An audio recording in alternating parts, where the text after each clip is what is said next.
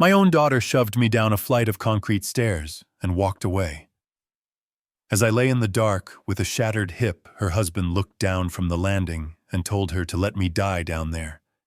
But before I lost consciousness, I pulled a phone from my pocket and made one single call. What happened next completely erased their existence. I am Richard Caldwell, 65 years old, and this is the story of how I destroyed the monsters I allowed into my home.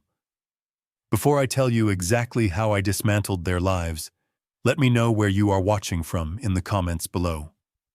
Hit the like button and subscribe if you believe that blood does not give anyone the right to treat you like garbage. The argument started over a glossy piece of paper. I was standing at the top of the basement stairs, holding a laundry basket. Melissa stepped directly into my path and shoved a cheap, poorly printed brochure against my chest. The bold letters on the front read Oak Creek Care Center. I did not need to open it to know what it was. It was a state-funded low-income facility for the destitute. It was a place where forgotten people went to wait for the end. I looked at my 28-year-old daughter. She was wearing the diamond tennis bracelet I bought her for her college graduation. She crossed her arms and stared at me with eyes completely devoid of warmth. She told me it was time to be realistic. She said I was getting too old to manage the house and that my slight limp from a previous knee surgery was a liability. She demanded I sign the deed of my 4-bedroom home over to her and her husband Todd. They needed the equity to expand their lifestyle. I reminded her that I owned this house outright. I reminded her that I allowed them to move in rent-free 2 years ago so Todd could focus on his failing tech startup. I had given them the master bedroom. I had retreated to the guest room. I paid the property taxes. I paid for the groceries. I paid the utility bills. I asked her how she could possibly stand in my hallway and tell me I was the one who needed to leave. Todd stepped out of the kitchen. He was holding a cup of coffee I had brewed. He looked at me with a smirk that made my blood run cold. He told me I had until the end of the week to sign the transfer papers, or he would pack my belongings in garbage bags and leave them on the front lawn. He said I was legally a tenant and he would change the locks while I was out. I felt a surge of absolute disgust. I realized I was not talking to family. I was negotiating with parasites. I dropped the laundry basket. I told them both to pack their bags immediately. I told them the free ride was over, and they had until midnight to vacate my property. I reached past Melissa to grab the landline phone on the hallway table. I was going to call the police to have them escorted out. Melissa panicked. Her face twisted into an ugly mask of rage. She did not just block my hand. She placed both of her palms squarely on my chest and shoved me with all her strength. My heel caught the edge of the top step. Gravity took over instantly. I fell backward into the dark stairwell. My shoulders hit the sharp wooden edge of the 3rd step. I tumbled out of control. I felt my ribs crack as I slammed against the railing. I hit the solid concrete floor at the bottom of the stairs with a sickening impact. The pain was instantaneous and blinding. A sharp, burning agony exploded through my right hip. I heard the bone shatter. The breath was completely knocked out of my lungs. I lay on the freezing concrete, staring up at the square of light at the top of the stairs. I could not move. Every attempt to shift my weight sent shockwaves of nausea through my nervous system. I tasted blood in my mouth where I had bitten my tongue. Through the ringing in my ears, I heard footsteps approach the edge of the landing. I forced my eyes open. Melissa and Todd were looking down at me. Melissa had her hand over her mouth. She looked scared, but not because I was hurt. She looked scared because of what she had done. Todd did not look scared at all. He looked annoyed. I tried to ask for help. My voice was just a ragged wheeze. Todd placed his hand on the doorknob. He looked down at me in the dark and delivered a sentence I will remember until the day I die. He said maybe now he will get the message, let him die down there. He pulled the door shut. The basement was plunged into absolute blackness. I heard the deadbolt slide into place with a heavy click. A moment later, I heard the muffled sound of their car engine starting in the driveway. They were leaving for their weekend anniversary trip. They were going to a luxury resort in Napa Valley, a trip I had paid for as a gift 3 months ago. They were leaving me in the dark with a shattered hip, fully expecting me to bleed out or die of dehydration before they returned on Sunday. The silence of the basement was heavy and oppressive. The physical pain was excruciating, but the emotional pain was a different kind of agony. I lay on the cold concrete and let the reality of the situation wash over me. I did not scream for help. There was no one to hear me. The thick walls of my house absorbed all sound. Screaming would only waste my energy. I closed my eyes and focused on my breathing. I had to separate the physical trauma from my mind. In that dark, freezing basement, Richard the father died. The man who had stayed up all night rocking a sick baby to sleep was gone. The man who had written endless checks to cover Todd's business mistakes was gone. The father who made excuses for his daughter's selfishness was dead on the concrete floor. In his place, a cold, calculating tactician woke up. I did not feel sorrow anymore. I did not feel the urge to cry. I felt a profound, icy clarity. I realized that my entire relationship with my daughter was a transaction. I was an automatic teller machine. When the machine stopped dispensing cash and refused to hand over the bank vault, they tried to destroy the machine. I was not going to let them destroy me. I was going to dismantle their lives with surgical precision. I knew exactly how fragile their world was because I was the only thing holding it up. Todd thought he was a brilliant entrepreneur. He thought he had secured millions in venture capital for his tech startup. He did not know that the anonymous holding company funding his dreams was entirely controlled by me. I had funneled my own retirement money into his business through a proxy to save his pride. That contract included severe morality clauses. I had the legal power to freeze every asset he possessed with a single signature. I forced my left hand into the pocket of my trousers. Every millimeter of movement felt like glass tearing through my hip. Sweat poured down my face in the freezing air. It took me 3 agonizing minutes to pull out my emergency cell phone. I gripped the device tightly. I did not dial emergency services first. If I called the police right now, they would arrest Melissa for simple assault. Todd would hire a lawyer using the startup funds I provided. They would post bail. They would fight me in court. They would claim it was an accident. I wanted them to lose everything. I wanted them to face total financial and social annihilation. I unlocked the phone and dialed a private number. It rang twice. Jonathan Pierce answered. Jonathan had been my corporate attorney for 30 years.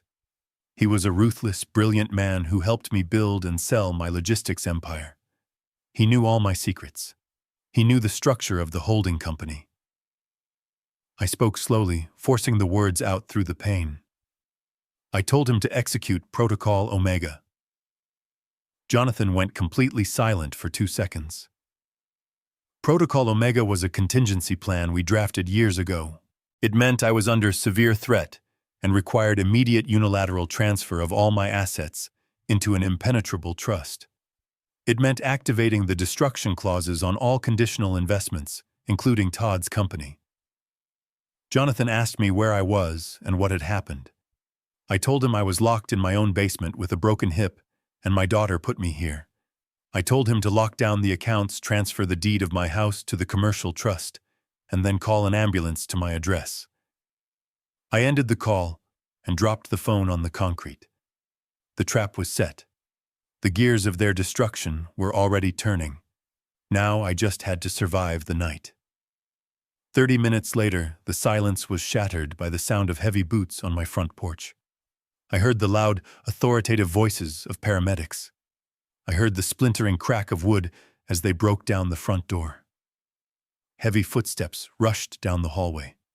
The deadbolt on the basement door was smashed open. Flashlights cut through the darkness, blinding me. 2 paramedics rushed down the stairs, their radios crackling. They knelt beside me, assessing my injuries, shouting medical jargon to each other. They carefully stabilized my neck and began preparing a backboard. A police officer walked down the stairs, shining his flashlight around the room. He looked at the locked door, then looked down at me. He asked me directly what happened and who locked the door. I looked at the officer. My hip was screaming in agony. My vision was blurring at the edges. I knew that one word from me would send squad cars to intercept Melissa and Todd on the highway. But that was not the plan. The plan required them to believe they had won. The plan required them to walk back into this house thinking they were the masters of the universe. I took a shallow breath and lied. I told the officer I tripped in the dark while carrying laundry. I told him the door must have blown shut, and the old lock jammed. The officer looked skeptical, but he wrote it down in his notebook. The paramedics lifted me onto the stretcher. The pain caused me to black out for a few seconds. When I opened my eyes again, they were loading me into the back of the ambulance. The cold night air hit my face. I looked back at my house. The front door was splintered and broken. The house was empty. Melissa and Todd were drinking champagne in Napa Valley, toasting to my demise. They had no idea that while they were celebrating, I had just erased their entire future. I closed my eyes as the ambulance sirens began to wail, ready to begin the next phase of the war from my hospital bed. I floated up from the deep chemical sleep of anesthesia. The transition felt like breaking through thick ice into a freezing reality. The harsh fluorescent lights of the recovery room burned through my eyelids. A rhythmic beeping tracked my heartbeat. I tried to shift my weight, and a sharp jolt of absolute agony shot through my right side. My hip was heavily bandaged and throbbing with a dull heat. The surgeon had spent 4 grueling hours reconstructing my shattered bone with titanium plates and heavy medical screws. I was trapped in this hospital bed, temporarily crippled, but my mind was sharper than it had been in decades. I looked at the digital clock mounted on the pale green wall. It was Tuesday morning. 2 days had passed since my daughter shoved me down the stairs. 2 days since Melissa and Todd locked the door and left me. They were still in Napa Valley, sipping expensive wine on my dime, completely unaware that the ground beneath their feet was about to open up and swallow them whole. A heavy knock broke my concentration. The door swung open, and a man in a wrinkled gray suit walked into the room. He held a thick manila folder in his left hand and a steaming paper cup of coffee in his right. He flashed a silver badge clipped to his leather belt. He introduced himself as Detective Lawson from the local precinct. He had a weathered face and intensely observant eyes. He pulled a plastic chair to the side of my bed and sat down without offering any empty sympathies. He opened the folder and took out the incident report filed by the responding officers. He looked at me with a cold, calculating gaze. He told me the paramedics had to use a heavy steel battering ram to destroy my front door. He said they found me unconscious at the bottom of the basement stairs with a severe compound fracture. Then he leaned forward, rested his elbows on his knees, and stated the most glaring inconsistency in the entire police report. He said the basement door was deadbolted from the hallway side. Detective Lawson asked me how a grown man goes down to the basement to do laundry and somehow locks a heavy deadbolt behind himself from the outside. He watched my face closely for any sign of panic or deception. He told me the responding officer noted that my large house was completely empty. He asked exactly where my daughter and son-in-law were during the incident. He was fishing for the truth. He suspected elder abuse. His professional instincts were perfectly accurate. If I told him what really happened on that landing, he would issue a felony arrest warrant before lunch. Melissa would be dragged out of her luxury resort in handcuffs. But a simple assault charge was not enough for me. The broken justice system would offer her a favorable plea deal. Todd would use the tech startup money I secretly provided to hire a brilliant defense attorney. They would paint me as a confused old man and walk away with a slap on the wrist. I needed them to feel completely invincible so they would walk straight into the financial guillotine I had meticulously prepared. I forced a look of deep embarrassment onto my face. I let my voice tremble slightly, adopting the pathetic persona of a frail senior citizen whose mind was slipping. I looked down at my pale hands resting on the blanket and let out a long, shaky sigh. I told Detective Lawson that I was simply becoming clumsy in my old age. I explained that the house was built decades ago and the basement door had a faulty, unpredictable latch. I said I had left the door propped open to carry my laundry basket, but a strong draft from an open window must have slammed it shut. I claimed the violent impact caused the heavy deadbolt to slide into place, effectively locking me inside the stairwell. I told him I panicked in the dark, tripped over my own feet, and tumbled down the steep wooden steps. It was a humiliating story. It painted me as incompetent and dangerously helpless. It tasted like bitter ash in my mouth to say the words out loud, but I delivered the performance flawlessly. Detective Lawson did not look convinced at all. He tapped his metal pen against the edge of the manila folder in a slow, steady rhythm. He told me that forensic evidence showed the deadbolt was fully and firmly engaged, which almost always requires manual human force. He asked me one last time if anyone else was in the house with me that afternoon. He offered me a lifeline, promising to arrange police protection if I was afraid of my family members. I looked him directly in the eyes and slowly shook my head. I told him Melissa and Todd had left for an anniversary trip hours before I decided to do the chores. I insisted it was my own stupid mistake and specifically asked him not to bother my daughter while she was on her vacation. The detective stared at me for a long, silent moment. He realized I was absolutely not going to give him the statement he needed to pursue a criminal investigation. Without a cooperating victim, his hands were legally tied. He closed the folder with a sharp, frustrated snap. He stood up, pulled a crisp white business card from his jacket pocket, and placed it on the tray table next to my bed. He told me to call his direct line the moment my memory of the event suddenly improved. He turned and walked out of the room, leaving me alone with the rhythmic beeping of the heart monitor. I picked up his card and tucked it safely under my pillow. The false baseline was officially set. The police investigation was successfully neutralized for now. Melissa and Todd would return home on Sunday, believing they had gotten away with attempted murder. They would think I was too weak and too terrified to speak the truth. Their monumental arrogance would be their absolute undoing. My attorney was already executing the massive asset transfers and locking down the trusts. The trap was fully armed and hidden in the shadows. Now I just had to wait patiently for the rats to come back to the house. The door clicked shut, leaving me completely alone in the sterile silence of the hospital room. The rhythmic beeping of the heart monitor was the only sound keeping me company. I stared at the blank white ceiling. The narcotic painkillers were trying to pull my brain back into a chemical fog, but I refused to let my mind dull. I needed to stay incredibly sharp. Every throb of pain radiating from my surgically repaired hip was a stark reminder of the mission. I was not just a victim recovering in a hospital bed. I was an architect finalizing a demolition. My thoughts drifted to Todd. I pictured his smug face looking down at me in the dark basement. Todd genuinely believed he was a titan of industry. He walked around my house in tailored Italian suits, drinking my expensive scotch, talking loudly on his phone about synergy and market disruption. He thought he was a self-made millionaire on the verge of changing the world with his software company. The absolute delusion of the man was staggering. Todd was not a genius. He was a parasite wearing a silk tie. 3 years ago, Todd was drowning in debt.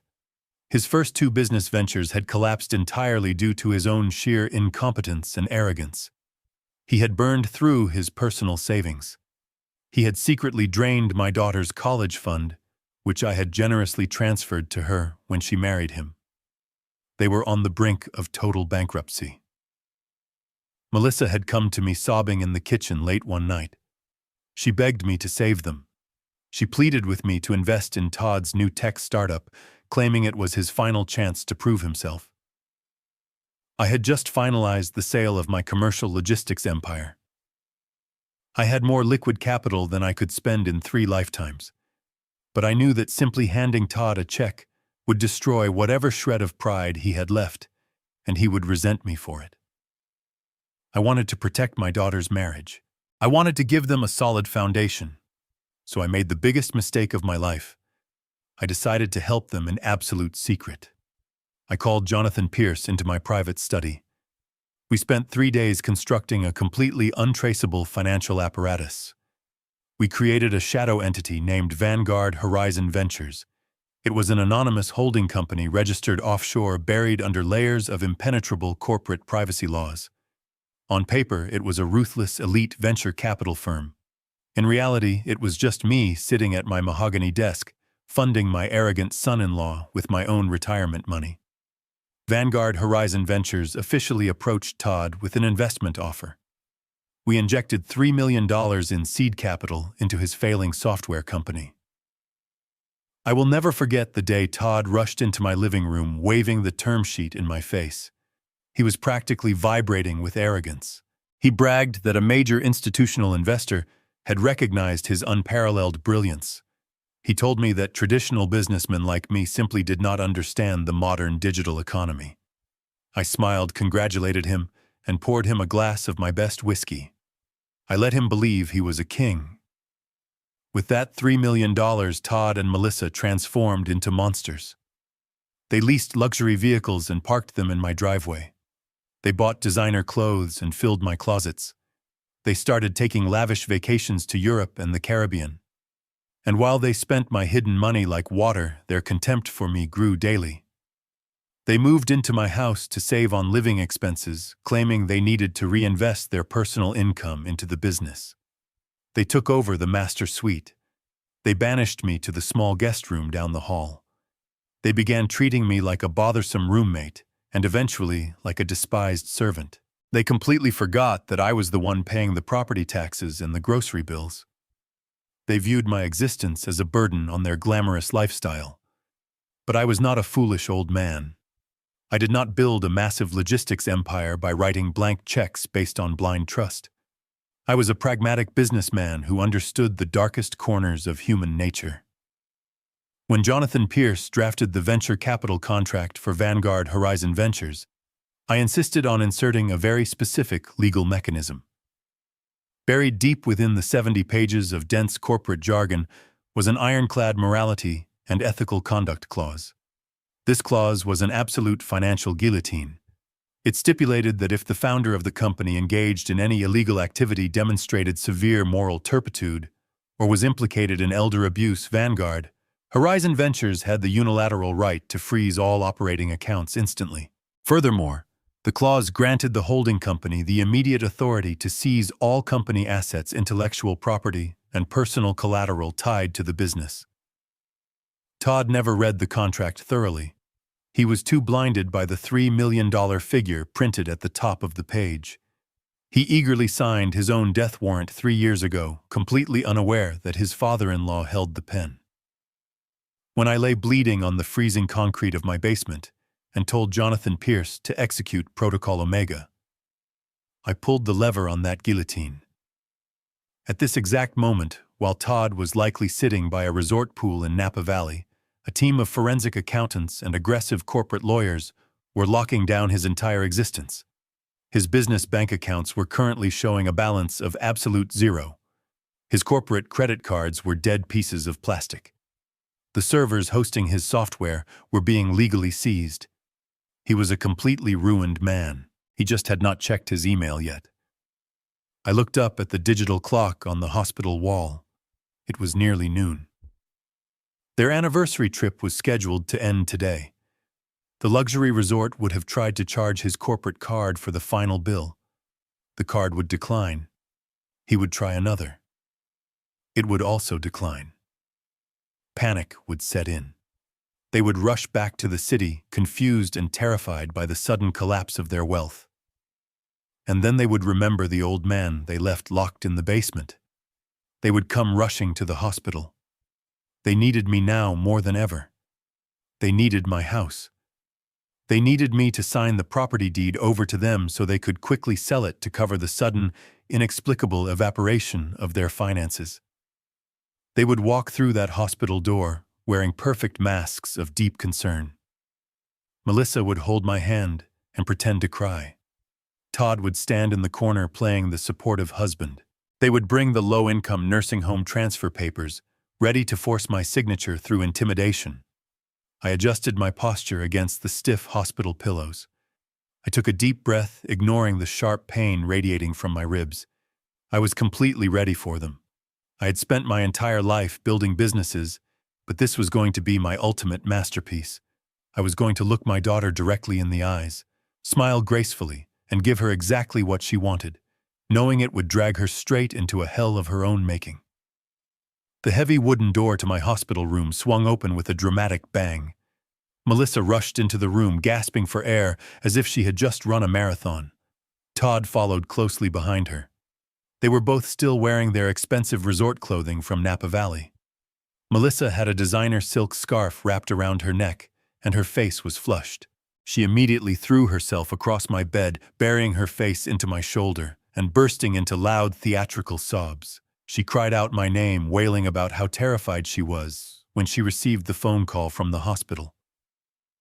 Todd stood at the foot of the bed, placing a comforting hand on her back and putting on a mask of deep, solemn concern. A young floor nurse had followed them into the room carrying a clipboard. She looked at my daughter with complete sympathy. The nurse gently touched Melissa on the arm and whispered that I was going to be fine, explaining that the surgery was a success. Melissa looked up at the nurse with tears streaming down her perfectly made-up face. She thanked the nurse profusely, playing the role of the devoted, heartbroken daughter to absolute perfection. She talked about how much they loved me and how they had rushed back from their anniversary trip the absolute second they heard the terrible news. I lay perfectly still against the stiff hospital pillows. I endured the sickening weight of her body against my shattered hip. I did not say a word. I just watched the performance play out, completely fascinated by the sheer magnitude of her sociopathic lying. The nurse checked my intravenous drip, gave us a warm smile, and quietly backed out of the room, closing the heavy door behind her. The click of the latch echoed in the silent room. The transformation was instantaneous and terrifying. The very second the door clicked shut, Melissa stopped crying. She pushed herself off my chest, wiped the fake tears from her cheeks, and smoothed out the wrinkles in her expensive silk blouse. The look of deep concern completely vanished from Todd's face, replaced immediately by a look of cold, calculating irritation. He checked his heavy gold watch, crossed his arms, and leaned against the cold, cinder-block wall. The loving family illusion evaporated, leaving only the two parasites I had allowed into my home. Melissa pulled a sleek leather folder from her designer handbag and tossed it onto my tray table. It landed with a heavy, authoritative thud. She opened it to reveal a stack of legal documents and the same glossy brochure for the Oak Creek Care Center that had started this entire nightmare 2 days ago. She pulled a silver pen from her purse and placed it deliberately next to the papers. She did not ask how my surgery went. She did not ask about my pain. She looked directly into my eyes, with a gaze as cold as absolute zero. She told me that the doctors said I would need months of physical therapy and round-the-clock care. She stated that neither she nor Todd had the time or the inclination to be my nurses. She tapped her perfectly manicured fingernail against the top document. It was a voluntary transfer of medical and financial power of attorney paired with admission papers for the low-income state facility. It also included a quit-claim deed, completely surrendering my 4-bedroom home to her. I looked at the papers and then looked back at her. I asked her what made her think I would ever sign away my life to the people who left me to die on a concrete floor. Todd let out a short, cruel laugh from the corner of the room. He walked over to the side of my bed and looked down at me with absolute contempt. He told me that I did not have a choice anymore. He said they had already spoken to the police downstairs. He smiled a wicked, triumphant smile and thanked me for lying to the detective. He told me that my story about tripping in the dark and locking myself in the basement was the greatest gift I could have ever given them. Melissa leaned in incredibly close to my face. I could smell the expensive wine on her breath. Her voice dropped to a vicious serpentine whisper. She told me that if I did not sign these papers voluntarily right now, she was going to go straight to a judge. She said she would use my own police statement against me to prove that I was suffering from severe dementia and cognitive decline. She threatened to declare me legally incompetent and a danger to myself. She promised that if she had to take emergency conservatorship through the courts, she would not put me in the Oak Creek Care Center. She promised she would find the absolute worst, most underfunded psychiatric ward in the entire state and lock me away in a room with padded walls where no one would ever hear from me again. She picked up the silver pen and pressed it into my right hand. She curled my fingers around the cold metal. She told me to stop being stubborn and accept my new reality. She said I had lived a good life, but my time was over, and it was their turn to enjoy my wealth. She commanded me to sign the documents and be grateful they were even bothering to handle my transition. This was the exact moment I had been waiting for. I needed them to believe they had completely broken my spirit. I needed them to feel a false sense of absolute victory. I let my hand begin to shake violently. I let my breathing become rapid and shallow, simulating a panic attack. I darted my eyes between the two of them, projecting pure, unadulterated terror. I squeezed my eyes shut and forced a single, pathetic tear down my cheek. I whispered that they could not do this to me. I begged them in a frail, broken voice to let me go home. Todd sneered in disgust. He grabbed the back of my hospital bed and shook it slightly, sending a flare of blinding pain through my hip. He told me to shut up and sign the damn papers before they left me to rot in this bed. I kept my hand shaking. I slowly lowered the tip of the silver pen to the signature line of the first document. I hesitated, letting out a soft, defeated sob. Melissa tapped the paper impatiently. I pressed the pen down and signed my name. I moved to the next page and signed again. I signed away my medical rights. I signed the admission forms for the wretched nursing home. I signed the quitclaim deed to my beautiful house. I signed every single page they put in front of me, making sure my handwriting looked weak and erratic. When I finished the final signature, the pen slipped from my trembling fingers and clattered onto the floor. I let my head fall back against the pillow and closed my eyes, acting like a man who had just lost his entire soul.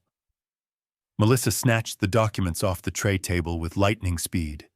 She quickly inspected every single signature, a look of pure, greedy ecstasy spreading across her face. She slid the papers back into her leather folder and snapped it shut. She looked at Todd and nodded. The transaction was complete. They had extracted everything they wanted from me. Melissa did not offer a single word of comfort. She did not say goodbye. She turned her back on me and walked briskly toward the door. Todd followed her, pausing only to look back at me one last time. He gave me a mocking salute, smiled his arrogant smile, and stepped out into the hallway. The heavy wooden door swung shut, leaving me alone in the silence once again. I opened my eyes. The shaking in my hands instantly stopped. The pathetic, terrified expression completely vanished from my face. I reached under my hospital pillow and pulled out the burner phone I had hidden there. The papers I had just signed were completely legally meaningless. They were entirely void. They were void because 12 hours ago my attorney, Jonathan Pierce, had already legally transferred all of my assets, including the house, into an irrevocable commercial trust that I did not directly control. Furthermore, my medical power of attorney had already been legally transferred to Jonathan Pierce early this morning. Melissa and Todd thought they were walking out of this hospital as millionaires. They thought they owned my home. They thought they controlled my medical destiny. In reality, they were walking out holding a folder full of worthless paper, heading back to a house they no longer owned, funded by a company that had just been legally seized. I dialed Jonathan Pierce's number. The illusion was over. It was time for the midnight escape. The digital clock on the wall read 11:45. The hospital ward was completely silent, except for the low hum of the ventilation system and the occasional squeak of a nurse walking down the hallway. In exactly 8 hours, a transport van from the Oak Creek Care Center would arrive to take me away. Melissa had scheduled it for 8 in the morning, wanting to dispose of me before she and Todd even woke up to enjoy their stolen house. They believed I was trapped. They believed my spirit was broken, and my assets were theirs. I lay in the dim light, staring at the ceiling, waiting for the cavalry I had summoned. At exactly midnight, the heavy door to my room opened with a soft click. It was not a nurse checking my vitals. A tall man, in a flawlessly tailored charcoal suit, stepped into the room. It was Jonathan Pierce. My attorney did not look like a man visiting a sick friend. He looked like an executioner arriving for a scheduled appointment. Behind him walked a woman carrying a heavy leather briefcase and a man in a crisp white medical uniform. Jonathan walked to the side of my bed and looked down at me. His face was completely unreadable, a mask of pure professional detachment. He did not offer any empty sympathies about my broken hip. He simply nodded and said it was time to go to work. Jonathan introduced the woman as a private notary public. He introduced the man as the head of a private medical transport team waiting at the loading dock. Jonathan snapped his briefcase open and placed a thick stack of documents on my tray table. These were not the cheap downloaded forms Melissa had shoved in my face hours earlier. These were ironclad, heavily drafted legal instruments designed to completely dismantle my daughter's entire future. Jonathan handed me a heavy gold fountain pen. He explained the first document. It was a complete and immediate revocation of the medical and financial power of attorney I had just signed for Melissa. Because I was currently of sound mind and signing in the presence of an independent legal notary, the documents Melissa held were instantly rendered null and void. I gripped the pen firmly. My hand did not shake this time. I signed my name with heavy, deliberate strokes. The notary stamped the page, sealing my daughter's fate. Jonathan moved to the next document. It was the formal activation of the commercial trust. He explained that as of this exact moment, my 4-bedroom house was legally owned by a corporate entity that I did not directly manage.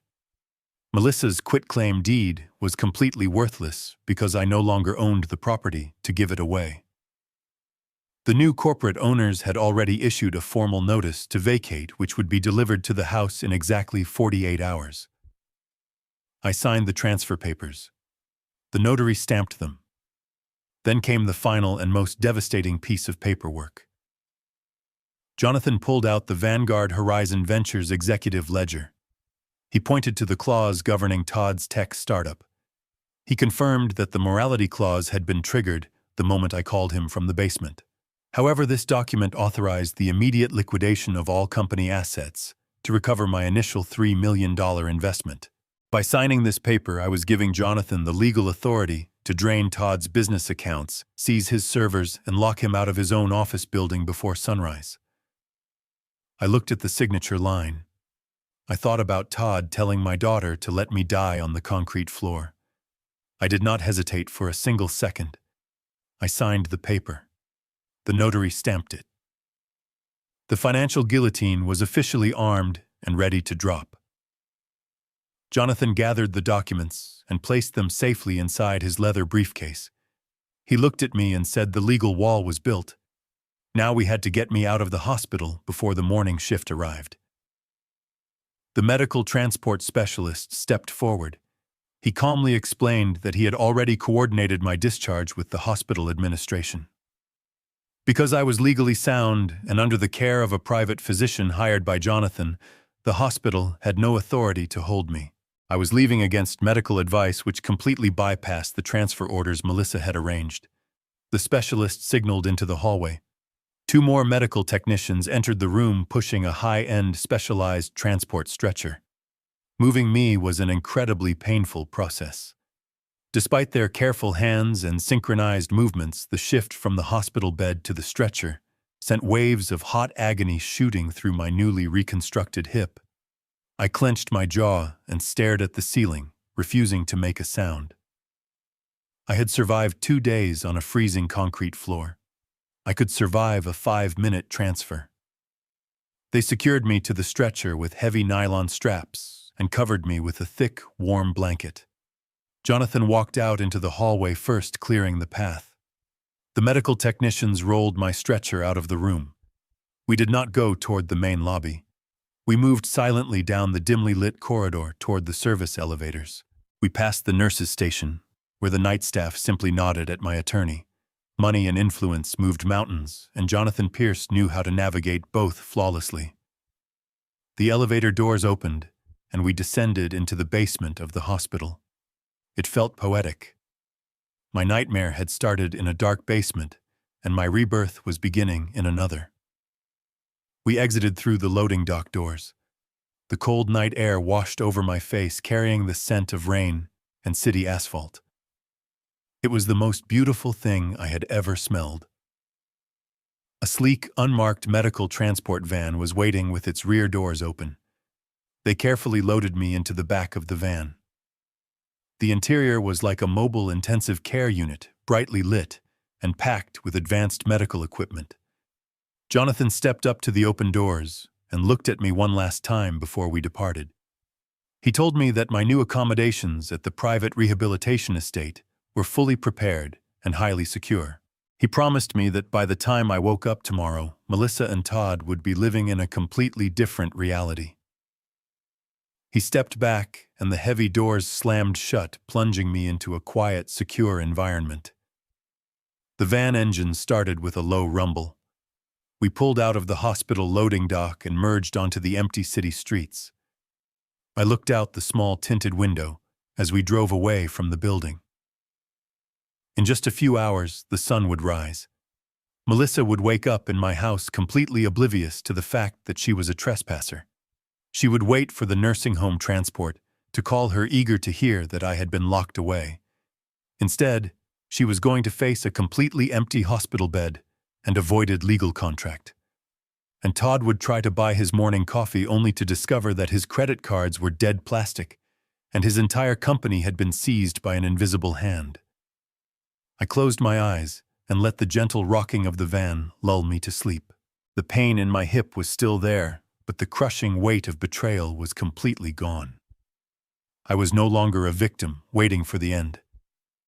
I was a ghost vanishing into the night, leaving behind a perfectly constructed trap for the monsters who thought they had buried me. I woke up to the sound of birds singing outside a massive bay window. The morning sunlight poured across my bed, illuminating a room that looked more like a luxury hotel suite than a medical facility. I was no longer in the sterile environment of the public hospital. I was at the crest of a private, highly secure rehabilitation estate nestled deep in the wooded hills. The grounds were patrolled by private security. The gates required a biometric scan to open. No one could find me here. I was completely unreachable to the people who wanted me dead. My physical therapist was a former military medic named David. He arrived at 8 in the morning sharp, carrying a custom walker and a look of absolute determination. The next 2 hours were an exercise in pure agony. David forced me out of the comfortable bed. He made me put weight on my reconstructed hip.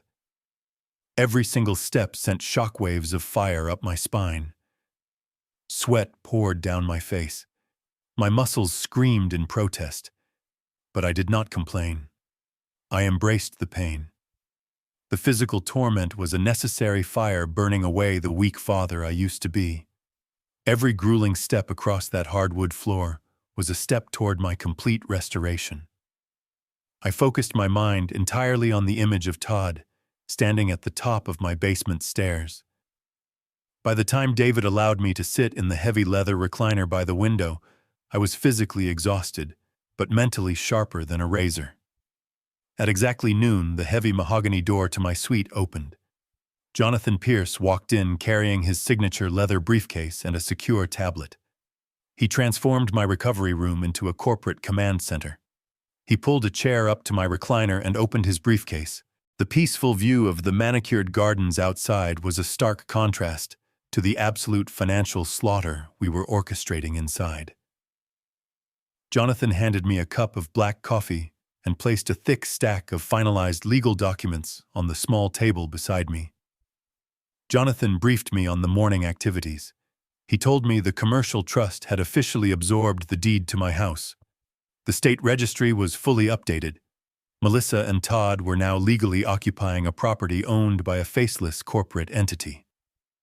Jonathan smiled a cold, professional smile.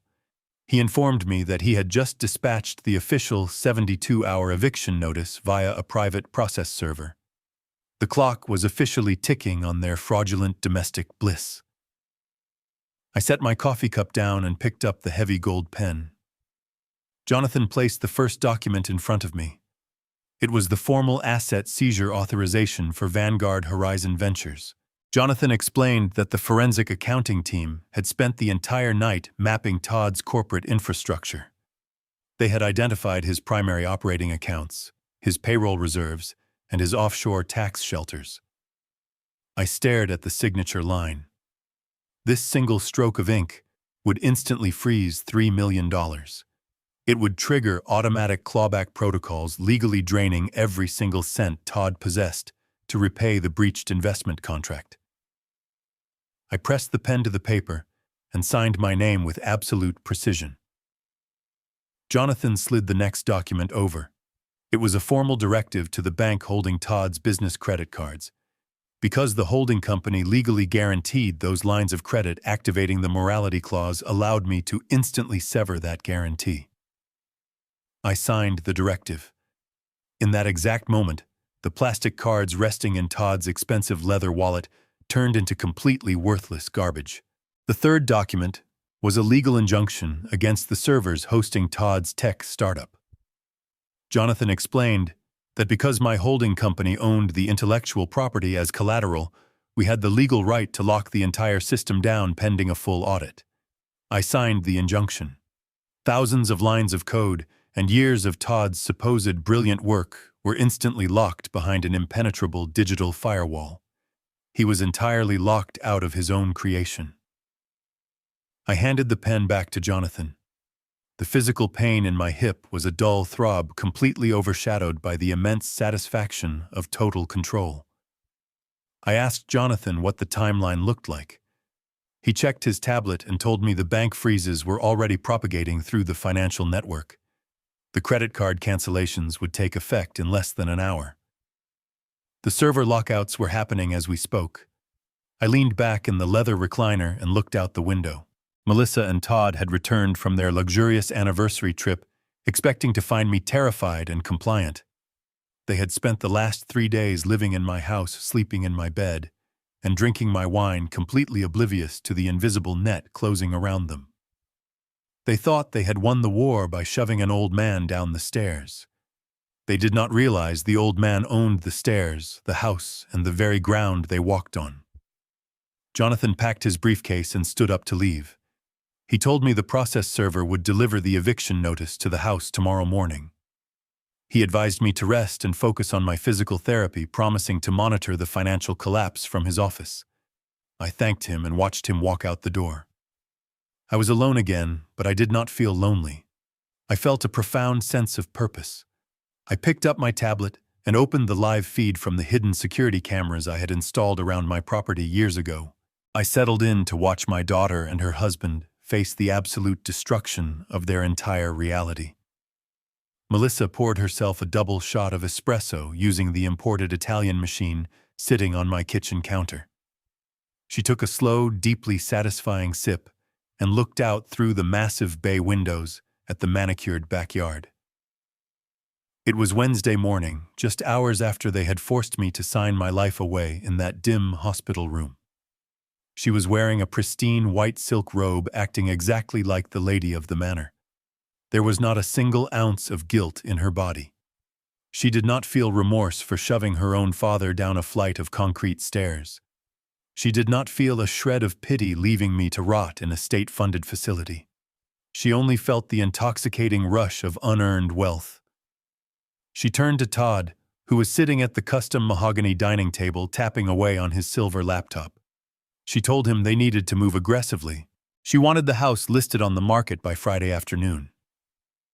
She calculated that my property, located in one of the most exclusive neighborhoods in the county, would easily fetch over $2 million.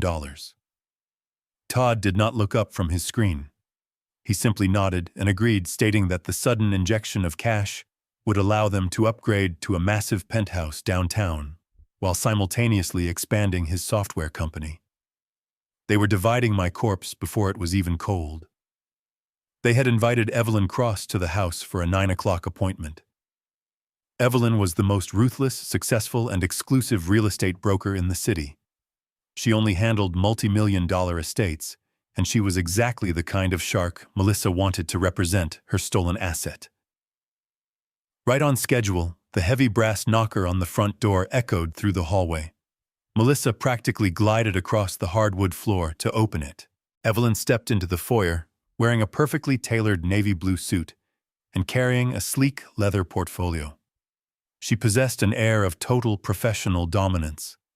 Melissa welcomed her in with a sickeningly sweet smile, offering her coffee and pastries. Evelyn politely declined the refreshments. She stated that her schedule was incredibly tight and she preferred to get straight to business. Melissa eagerly led Evelyn on a grand tour of the property. She walked through my home, pointing out the architectural details, the vaulted ceilings, and the custom crown molding. But with every step, Melissa made sure to insult my legacy. She called the expensive Persian rugs tacky and outdated. She told Evelyn that the dark wood-paneled library smelled like an old man and needed to be completely gutted. She acted as if she had personally suffered through years of living in squalor and was finally ready to present a diamond in the rough to the market. Todd trailed behind them, occasionally chiming in to boast about the square footage, as if he had built the house with his own bare hands. Evelyn remained perfectly neutral. She took precise notes on her digital tablet, her eyes scanning the rooms, calculating the exact market value of every square inch. When the tour concluded, the three of them sat down at the large dining room table. Melissa folded her hands together and leaned forward, practically vibrating with greed. She asked Evelyn what the initial listing price should be and how quickly they could expect an all-cash offer. Evelyn did not answer immediately. She placed her tablet on the table and opened a specific application. She tapped the screen a few times, her manicured brow furrowing in slight confusion. The air in the room suddenly shifted. The confident, arrogant energy radiating from Melissa and Todd hid an invisible wall of professional hesitation. Evelyn looked up from her screen and adjusted her posture. She asked Melissa in a very calm and measured tone to clarify her exact legal relationship to the property. Melissa laughed a sharp, arrogant sound. She proudly declared that she was the sole legal owner. She explained that her elderly father had recently suffered a terrible accident, experienced a severe mental decline, and had voluntarily signed the entire estate over to her just last night. She spoke about my fictional dementia with a chilling lack of emotion. Evelyn did not smile. She turned the tablet around and pushed it across the polished mahogany table so Melissa and Todd could see the screen. Evelyn explained that her brokerage requires a preliminary title search and public registry check before taking on any new high-end listing, just to ensure there are no hidden liens or legal complications. She pointed a perfectly manicured finger at a highlighted section of the county database. Evelyn stated that according to the official state registry, which updated at midnight, the property did not belong to Richard Caldwell. Furthermore, it certainly did not belong to Melissa or Todd. The deed to the 4-bedroom estate had been legally and irrevocably transferred to Vanguard Horizon Commercial Trust 2 full days ago. The silence that fell over the dining room was absolute and suffocating. Melissa stared at the glowing screen of the tablet. The words Vanguard Horizon Commercial Trust reflected in her wide, panicked eyes. She blinked rapidly, her brain completely unable to process the information. Todd leaned over his jaw, dropping slightly, as he read the official county seal, verifying the digital record. The color completely drained from his face. Melissa suddenly stood up her chair, scraping violently against the hardwood floor. Her voice cracked as she yelled that the database was wrong. She shouted that it was a clerical error, a stupid bureaucratic mistake. She practically sprinted to her designer handbag resting on the kitchen counter. She frantically dug through it and pulled out the leather folder containing the papers I had signed in the hospital. She rushed back to the table, pulled out the quitclaim deed, and slammed it down in front of Evelyn. She pointed at my shaky signature, screaming that she had the physical proof of ownership right there in black and white. Evelyn did not flinch. She was a professional who dealt with legal disputes constantly. She calmly picked up the hospital document and reviewed it for exactly 10 seconds. Then she placed it back on the table and delivered the most devastating sentence my daughter had ever heard. Evelyn explained that a quitclaim deed only transfers the interest a person holds in a property at the exact moment of signing. She looked Melissa directly in the eyes and stated that when Richard Caldwell signed that paper at the hospital last night, he did not own the house. He had already transferred the property to the commercial trust a day prior. Therefore, the hospital document was completely worthless. It was a legally void piece of paper transferring absolutely nothing. Todd grabbed the edge of the table. He started to hyperventilate. The realization hit him like a freight train. He recognized the name Vanguard Horizon.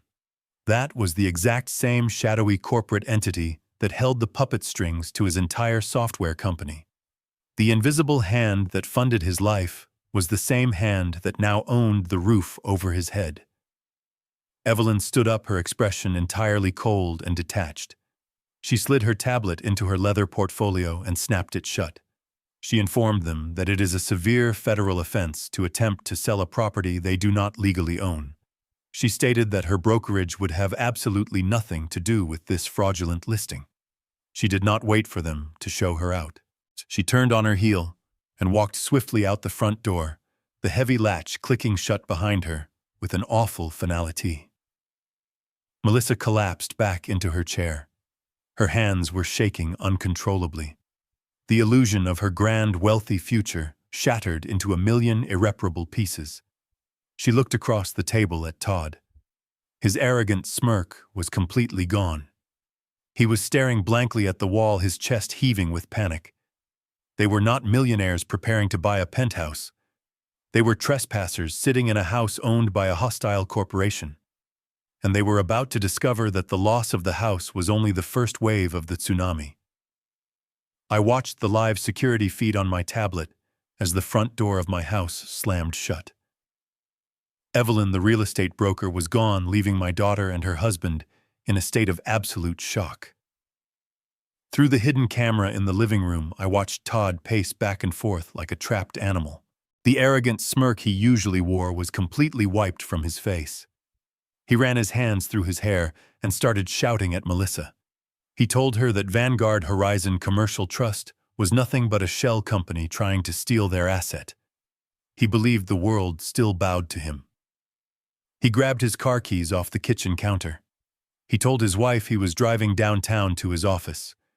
He promised her he was going to wire a massive financial retainer to the most ruthless litigation firm in the city. He thought he was going to hire an army of corporate lawyers to crush the trust and take my house back by force. He marched out the door fully believing that his tech startup money made him invincible. Todd drove his expensive leased sports car to the downtown business district. I knew exactly what his office looked like because my hidden money had paid for every single square inch of it. He leased the top floor of a premium high-rise. He had decorated it with imported Italian marble floors, floor-to-ceiling glass walls, and ridiculously expensive ergonomic furniture. He wanted to project the image of a visionary tech billionaire. He stormed out of the private elevator and walked past his receptionist without even acknowledging her existence. He was a tyrant who treated his employees with the same condescending contempt he had shown me in the basement. He locked the heavy glass door to his corner office, threw his jacket onto the leather sofa, and opened his sleek silver laptop. He immediately picked up his desk phone and called a high-powered defense attorney he had met at a country club. He promised the lawyer a $100,000 wire transfer by the end of the hour to initiate an aggressive lawsuit against the trust. He put the lawyer on speakerphone and confidently typed the web address for his executive corporate banking portal. He navigated to the primary operating account of his software company. This was the massive vault that held the remaining balance of the $3 million I had secretly invested to save his pathetic life 3 years ago. Todd rapidly typed in his complex authorization credentials and hit enter, fully expecting to see a screen filled with commas and zeros. The web page loaded for 3 agonizing seconds. Then the screen did not display his balance. A bright, glaring red banner flashed completely across the top of his expensive monitor. The text read, "Error code 704. Account frozen. Status restricted. Available balance $0.00." Todd stopped breathing. He stared at the screen, his brain entirely unable to process the visual information. He quickly refreshed the web page. He typed his secure password a second time, hitting the keys so hard they clattered loudly in the quiet office. The exact same red banner appeared. A cold sweat broke out across his forehead. He navigated to the secondary payroll account used to pay his engineers. It was completely locked. The balance was 0. He checked his offshore tax shelter. Access denied. Every single digital vault associated with his name had been instantly and violently emptied. He hung up the phone on the high-powered lawyer without saying a single word. His hands began to shake uncontrollably. He grabbed his cell phone and dialed his elite platinum business banker. He aggressively bypassed the automated menu system and demanded to speak to the regional corporate manager immediately. The regional manager answered the phone. The man's tone was not the usual groveling, eager submission Todd was accustomed to hearing. The manager's voice was ice-cold, purely administrative, and utterly devoid of respect. Todd practically screamed into the receiver. He demanded to know why a ridiculous system glitch was holding up his critical business capital. He threatened to sue the bank and move his millions to a competitor by the end of the day. The bank manager paused for a long moment, allowing Todd to completely exhaust his arrogant tirade. Then the manager delivered the absolute killing blow. He informed Todd that there was no system glitch. He stated clearly that Vanguard Horizon Ventures, the primary guarantor and sole investor of the startup, had executed an emergency unilateral asset seizure at exactly 8 o'clock this morning. Todd felt his throat close up. His voice cracked as he desperately argued that they could not legally do that without a formal board of directors vote. He shouted that he was the chief executive officer and he demanded the freeze be lifted immediately. The bank manager calmly explained that a board vote was absolutely not required when a Level 4 breach of contract protocol was triggered. Todd gripped the edge of his mahogany desk. He demanded to know what the supposed breach of contract was. The manager audibly shuffled some papers on his end of the line. He read directly from the legal injunction filed earlier that morning by my attorney, Jonathan Pierce. He stated that Vanguard Horizon Ventures was exercising its absolute rights under Section 4, Paragraph 12 of the Founder Agreement, specifically the Morality and Ethical Conduct Clause. The manager cleared his throat and read the exact legal justification out loud. He stated that the holding company was executing an immediate freeze of all operating capital pending an active police investigation into felony elder abuse, aggravated assault, and gross moral turpitude. The words hung in the air of Todd's expensive corner office like a death sentence. Elder abuse, aggravated assault. The bank manager asked Todd if he needed the police incident report number associated with the financial freeze. Todd dropped the cell phone onto his desk. The connection was still open. The manager's voice buzzing faintly from the speaker, but Todd could not form a single word. The invisible corporate holding company knew exactly what he had done in my basement. The horrific realization crashed down on him with the weight of a collapsing skyscraper. The holding company that owned his entire business was called Vanguard Horizon Ventures. The trust that had just legally evicted him from his home was called Vanguard Horizon Commercial Trust. The invisible billionaire investor he had been bragging about to his friends for 3 entire years was the exact same old man he had left to die on the freezing concrete floor. I was Vanguard Horizon. While Todd stood completely paralyzed behind his desk, the second phase of the destruction protocol automatically initiated. The lights on his high-speed internet router flashed violently and then turned solid red. His computer screen suddenly went completely black. A wall of scrolling white text appeared as the servers hosting his precious software were physically and digitally locked down by my cybersecurity team. The proprietary code he thought would make him famous was instantly encrypted and locked behind an impenetrable digital firewall. He was entirely locked out of his own creation. He rushed to his office door and threw it open. The open floor plan of his startup was descending into total chaos. His lead software developers were standing up from their desks, staring in confusion at dead monitors. The receptionist was arguing loudly with three large men in dark charcoal suits who had just stepped out of the elevators. They were corporate auditors accompanied by private security contractors hired directly by Jonathan Pierce. The lead auditor walked straight across the room, ignoring the panicked employees. He walked directly up to Todd. He handed him a thick legal binder and demanded that he surrender his building access card immediately. Todd tried to puff out his chest. He tried to assert his authority and ordered the men to leave his property. The largest security contractor simply stepped forward, placed a heavy hand on Todd's shoulder, and informed him that he was currently trespassing on Vanguard Horizon property. Todd was frog-marched out of his own office. He was paraded past his bewildered employees who watched their arrogant boss get escorted away like a common criminal. He was not allowed to grab his expensive coat.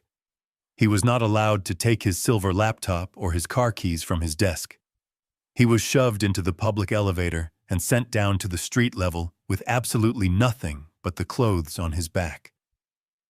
Back in my secure recovery suite, my cell phone vibrated on the table. It was a secure text message from Jonathan Pierce. The message contained exactly 2 words: target neutralized, target. I smiled, picked up my cup of black coffee, and took a slow, deeply satisfying sip. Todd had walked into that office building, believing he was a king preparing to conquer the world. He was thrown out onto the sidewalk 10 minutes later as a completely broken peasant. He had absolutely no money to hire a lawyer. He had no money to pay his rent. He could not even afford to buy a cup of coffee. The parasite had been completely and surgically severed from the host, and his absolute starvation had finally begun. Todd did not drive his leased sports car back to my estate. He could not. His vehicle required a digital authorization key linked directly to his corporate executive account. While he was riding the elevator down to the street level, with the security contractors, my cybersecurity team had remotely deactivated his profile. When Todd reached the underground parking garage, the car completely refused to unlock. His corporate platinum credit card was declined at the automated taxi stand outside the building. His personal bank card was declined when he tried to order a premium rideshare service on his phone. The man who had strutted into his office building believing he was a titan of industry was forced to walk 2 miles in the afternoon heat to a public bus stop. He had to beg a city transit driver to let him ride for free because his expensive leather wallet contained absolutely nothing but dead plastic. When Todd finally pushed open the heavy mahogany front door of my home, he looked like a man who had aged 10 years in a single afternoon. He stumbled into the grand foyer, his tailored Italian suit soaked in sweat and covered in city dust.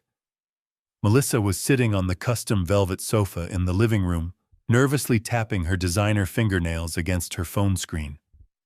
She took one look at her husband's pale, defeated face and immediately demanded to know what the lawyers had said. She asked him how quickly they could file an injunction against the commercial trust and get the house back on the market. Todd collapsed into an armchair across from her. He could not even look her in the eye. He stared at his expensive shoes and delivered the news in a hollow, trembling voice. He told her there were no high-powered lawyers. He told her the business operating accounts were completely frozen. The executive credit lines were canceled, and the software servers were physically locked. He finally looked up at his wife, his eyes wide with absolute terror, and explained the most devastating truth of all.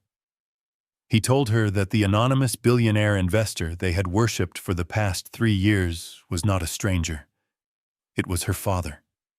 It was me. Melissa froze. The color completely drained from her face. She tried to speak, but only a dry gasp escaped her lips. Todd continued, his voice cracking with pure panic. He explained that my holding company had triggered a severe morality clause. He told her that I knew exactly what they had done in the basement. I had somehow orchestrated this entire financial slaughter from my hospital bed. They were completely and entirely broke. They did not have enough money to buy a single loaf of bread, let alone hire a corporate defense attorney to fight a billionaire trust. Melissa's initial shock rapidly morphed into a blinding, venomous rage. She absolutely refused to accept defeat.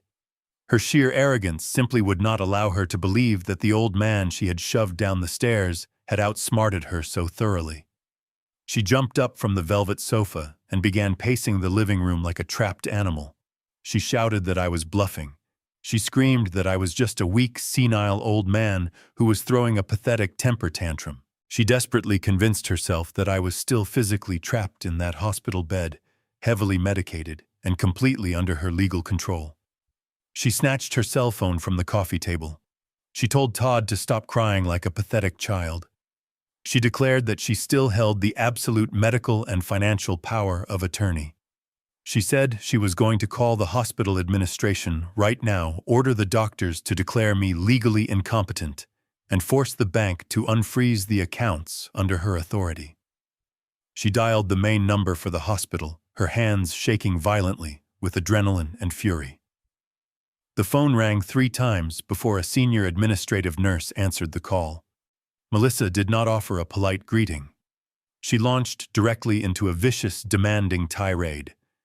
She aggressively identified herself as the legal guardian and sole power of attorney for Richard Caldwell.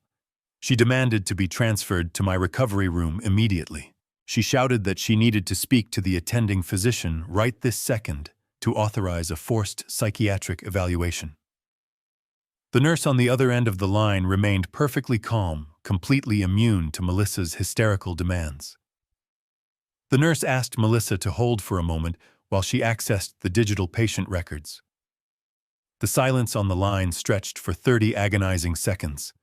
Melissa tapped her foot impatiently, glaring at Todd, silently promising him that her aggressive tactics were about to fix his massive failure. The nurse returned to the line. Her voice was ice-cold and entirely professional. She informed Melissa that Richard Caldwell was no longer a registered patient at their medical facility. Melissa stopped tapping her foot. She gripped the phone tighter, her knuckles turning white. She demanded to know what the nurse meant by that statement. She asked if I had been transferred to the low-income state nursing home ahead of schedule. She aggressively demanded the address of the new facility immediately. The nurse corrected her with absolute bureaucratic precision. She stated that Richard Caldwell was not transferred to any state facility.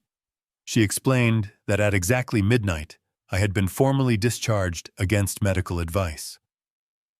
I had walked out of the hospital, or rather rolled out in a private medical transport, accompanied by my own personal legal counsel. Melissa completely lost her temper.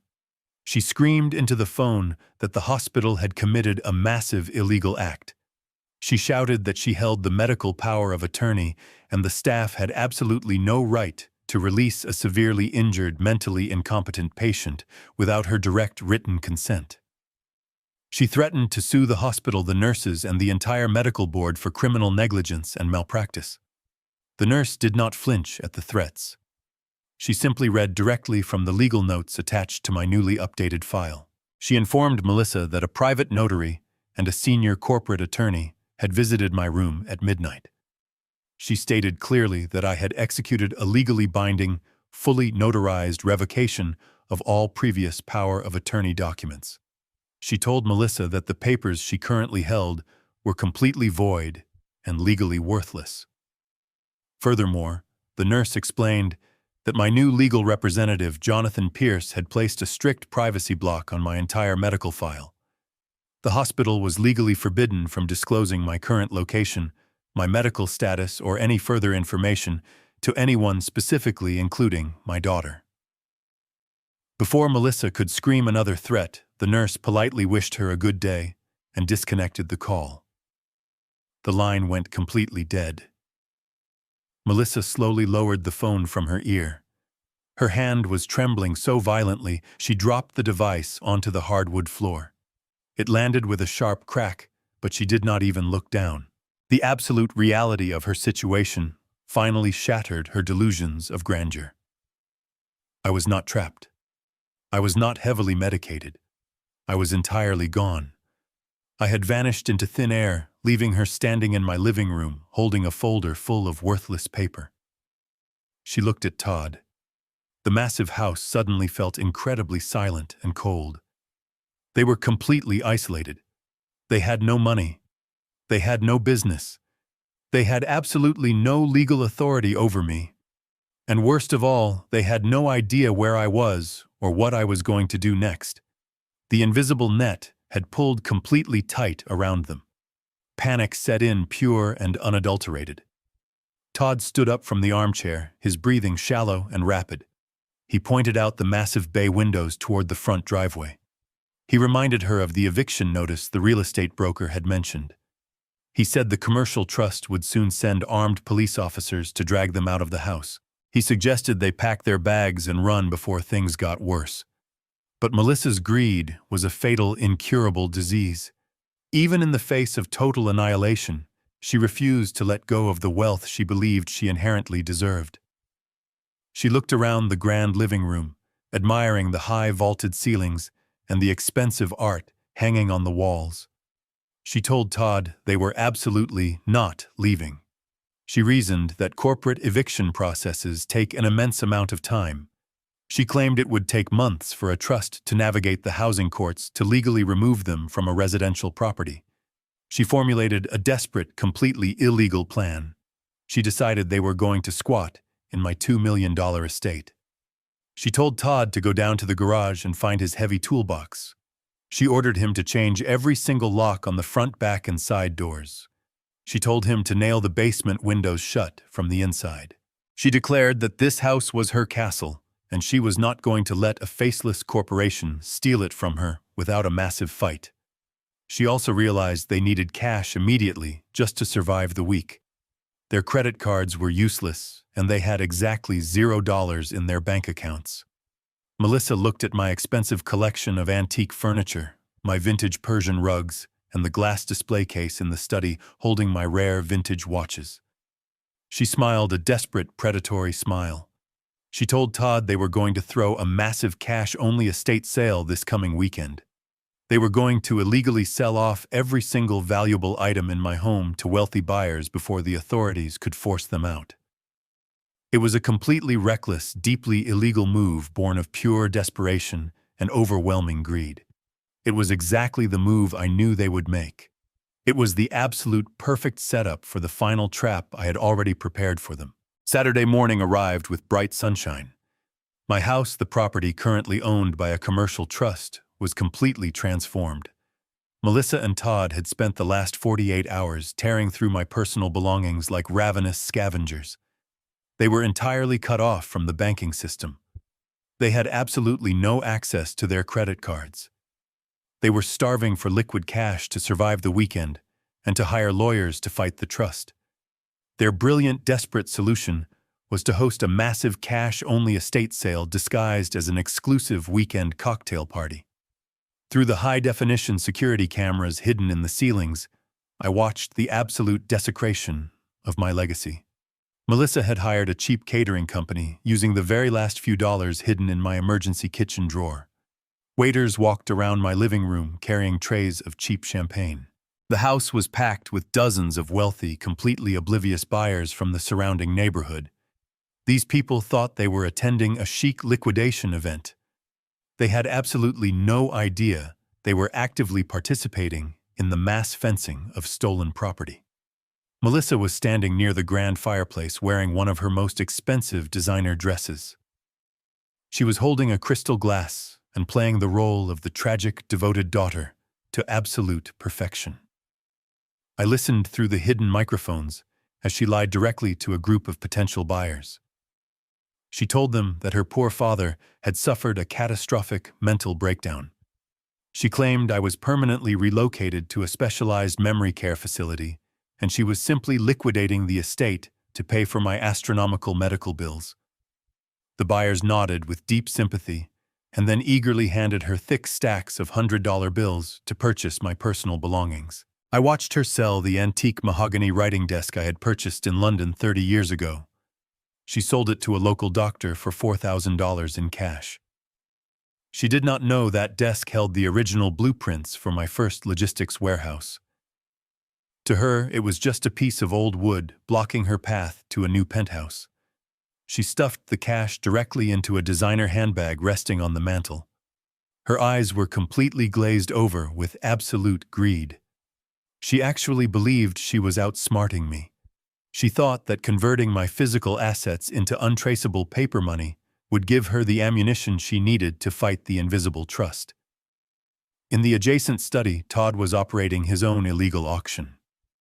He looked absolutely terrible. His expensive suit was visibly wrinkled, and he had dark, heavy circles under his eyes. The stress of losing his entire software company was physically eating him alive. He was standing behind my heavy oak desk, desperately negotiating with a group of local jewelry collectors. Spread out across the desk was my entire collection of vintage mechanical watches. These were not just watches. They were the physical milestones of my entire life. There was the silver chronograph I bought the day my logistics company went public.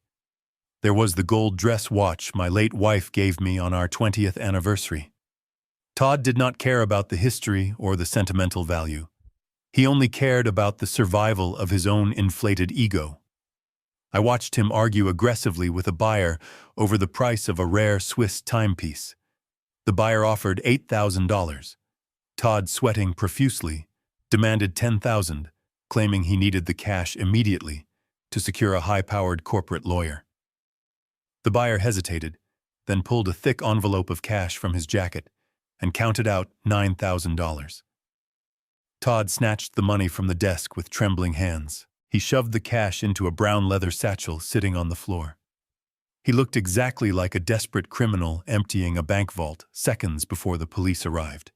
He was constantly checking his cell phone frantically, waiting for the commercial bank to somehow magically restore his access. He was completely terrified of the invisible wall that had slammed down on his life. But instead of showing humility or remorse, his fear manifested as pure, reckless greed. He moved on to the next buyer, holding up my late wife's diamond tennis bracelet, auctioning it off to the highest bidder without a single shred of hesitation. He was selling the ghost of his mother-in-law just to keep his leased sports car. I sat in my secure recovery suite miles away, watching the live video feed on my secure tablet. My physical therapist had just left after a grueling 2-hour session. My surgically repaired hip was aching with a dull, persistent pain, but I did not take any of the prescribed painkillers. I wanted my mind to be completely clear and focused for the climax of this war. I watched these two parasites strip my life down to the bare studs. A weaker man might have cried seeing his precious memories sold for pennies. A different father might have called the police right then to stop the theft. But I did not lift a finger to intervene. I let them sell the expensive oil paintings right off the walls. I let them sell the vintage watches. I let them fill their designer bags with completely illegal cash. I needed them to commit to the crime completely and publicly. I needed the house completely full of high-profile witnesses. I needed them to hold the stolen money in their own hands so the criminal charges would be absolutely undeniable in a court of law. The more money they collected, the tighter they were wrapping the legal noose around their own necks. They were meticulously building their own prison cell, and I was simply watching the construction. The digital clock on my tablet read 2 in the afternoon. The estate sale was reaching its absolute peak. The grand living room was incredibly loud, with the chatter of wealthy buyers comparing their stolen treasures. Melissa was laughing loudly at a joke told by a neighbor, her designer bag completely bulging with illicit cash. She took a sip of champagne, feeling entirely victorious. In the study, Todd was zipping up his heavy leather satchel. He took a deep, shaky breath, truly believing he finally had enough untraceable money to hire a legal team and start his massive counterattack against Vanguard Horizon. They thought they had successfully survived the storm. They thought they had found a brilliant loophole in my trap. But my trap did not have any loopholes. It only had steel teeth. Suddenly, the entire atmosphere in the living room completely changed. The loud, arrogant chatter began to rapidly die down. The wealthy buyers standing near the massive bay windows stopped talking and started pointing outside. I watched the live feed from the exterior driveway camera. The guests were looking at something large approaching the house. Melissa noticed the sudden silence. She stopped laughing immediately and turned her head toward the front of the property. The smug, victorious smile completely melted off her face in a matter of seconds. Todd walked out of the study tightly clutching his leather satchel full of cash, sensing the immediate shift in the room's energy. He looked out the large glass window, and his jaw practically dropped to the floor. A massive, heavy-duty commercial moving truck had just turned onto my private driveway. But it was not alone. It was closely followed by a tight convoy of 3 sleek, entirely black sport utility vehicles. The vehicles did not park respectfully on the street. They drove aggressively up the long driveway, completely blocking in the luxury cars of the wealthy estate sale guests. The trap was no longer an invisible financial mechanism. It was physically driving right up to their front door. The heavy diesel engine of the commercial moving truck rumbled with a deep vibration that actually shook the expensive glass of the living room windows. 3 matte black sport utility vehicles followed the truck in a tight and aggressive formation. They did not park politely along the street. They drove straight up the manicured front lawn, their heavy tires crushing the expensive landscaping and deliberately blocking the long driveway. They formed an impenetrable wall of metal, completely trapping the luxury sedans and sports cars belonging to the wealthy estate sale guests. The trap had physically arrived right at their front door. The atmosphere inside the house shifted from a loud celebration to breathless terror in a matter of seconds. The wealthy doctors, local politicians, and neighborhood gossips stopped drinking their champagne. They crowded around the massive bay windows pointing at the imposing vehicles. Melissa dropped her crystal glass. It hit the hardwood floor and shattered into dozens of jagged pieces, but she did not even look down. Her face turned the color of ash. The smug and victorious smile she had worn all morning melted away entirely, replaced by a look of sheer, unadulterated panic. Todd stood completely frozen in the doorway of the study. He was still clutching the heavy leather satchel, stuffed with thousands of dollars in illicit cash. His heart hammered violently against his ribs. He knew exactly what those black vehicles meant. He had seen the exact same corporate security contractors physically throw him out of his own software company just 2 days ago. He knew this was not a mistake. This was the invisible hand of Vanguard Horizon reaching out to crush the very last sanctuary he had left in the world. 12 men stepped out of the black vehicles simultaneously. They were not local police officers. They did not wear standard blue uniforms or carry themselves with the patient demeanor of public servants. They wore identical tactical charcoal suits. They had discreet communication earpieces tucked behind their ears. They moved with terrifying and synchronized military precision. They completely surrounded the perimeter of the house, taking up positions at the front door, the side gates, and the backyard patio. They were a private corporate asset recovery team, and they looked like an army of executioners preparing for a siege.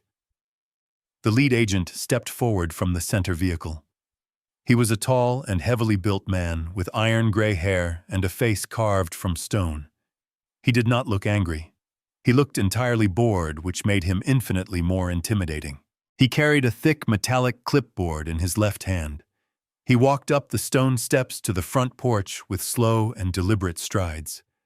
His heavy boots echoed loudly against the wood, sounding like the ticking of a massive clock counting down to absolute ruin.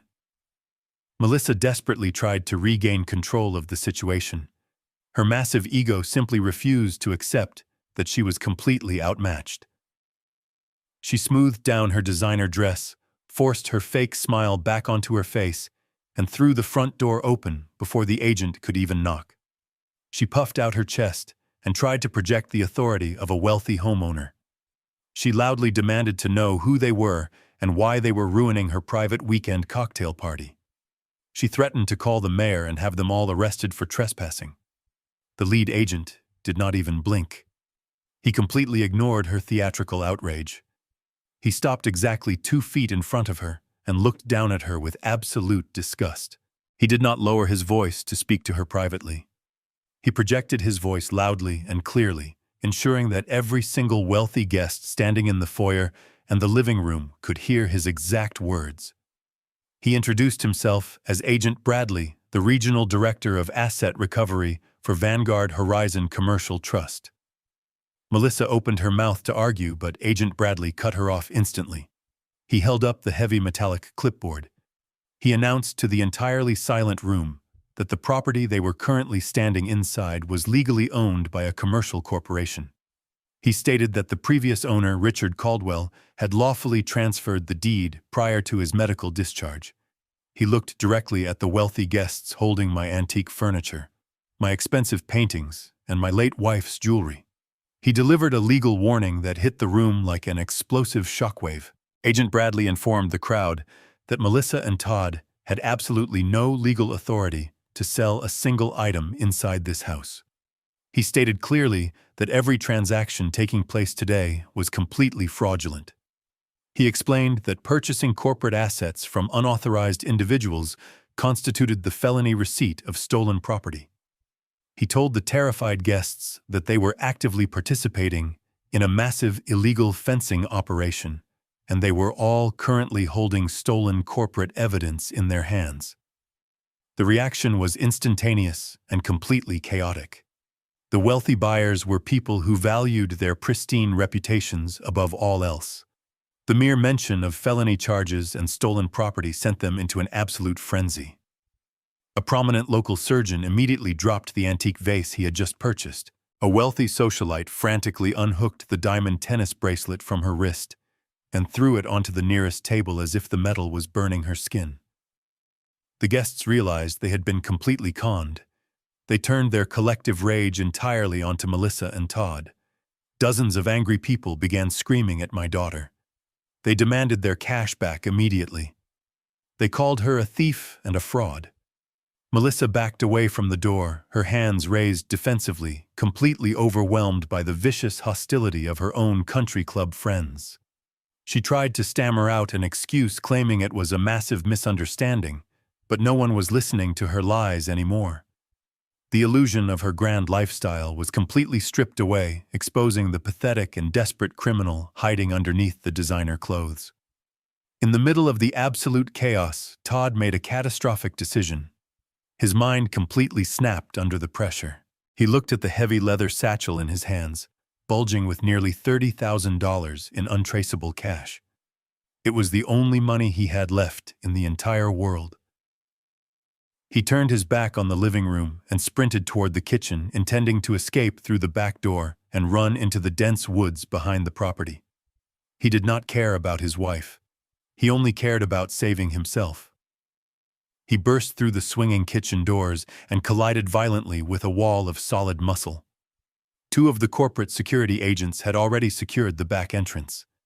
They grabbed Todd by the shoulders and slammed him forcefully against the stainless steel refrigerator. The impact knocked the wind completely out of his lungs. The heavy leather satchel slipped from his sweaty fingers and hit the tile floor, bursting wide open.